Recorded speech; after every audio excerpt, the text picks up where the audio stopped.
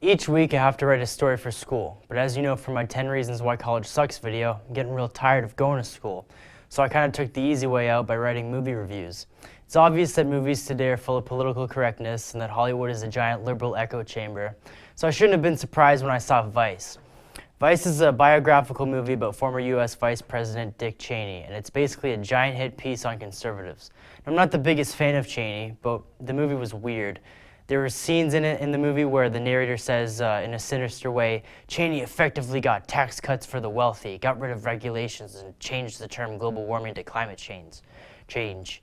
As if those things are inherently evil. It also takes jabs at Fox News. There's also a scene where they show clips of the 80s as a scary time where white Republicans rose up to make America great again. I wasn't around for the 80s, but my dad was, and he said the 80s were awesome and that Ronald Reagan was a great president.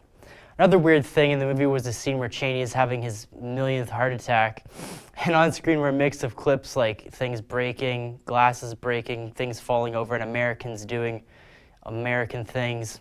And for some reason, a picture of Alex Jones pointing a gun at the camera.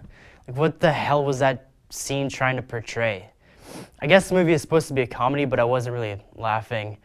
Well, that's not entirely true. I thought it was funny how fat Christian Bale was. Anyways, the overall message of the film was that Cheney is bad and conservatives are bad too. It wasn't politically correct or anything, but it obviously has a political agenda. It sucked having to sit through it. One movie I saw that was actually pretty good, however, was Clint Eastwood's The Mule. It's no Gran Torino, but it's still as good. Clint Eastwood plays Earl Stone, a 90-year-old Korean War veteran and horticulturist. Earl falls on hard times financially and is about to lose his horticulture business, so he becomes a drug mule for the cartel, as anyone else would. The movie doesn't have a political agenda, and it isn't PC at all, which is great. It's just Clint Eastwood being an unapologetic old man and telling it like it is. And he riffs with all kinds of different people, too. One of my favorite scenes is when Eastwood's character Earl tries to help some young men with their motorcycles, only to find out that they're women, or dykes on bikes as they refer to themselves. Earl gives them advice on how to fix their bikes, and the women say, "Thanks, Grandpa," and Earl says, "No problem, dykes." The riffing and the jokes about being super old are great and really funny when they land. Political correctness sucks, but the point I'm trying to make with Clint Eastwood's movie is that the world would be a better place if you could riff like Clint Eastwood does in the Dykes on Bike scene. I think you should be able to joke about anything and everything.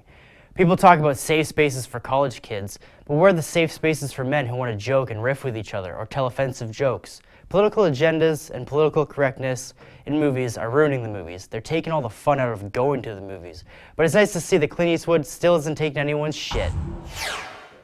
Did you like that? Want to see more? Like and subscribe.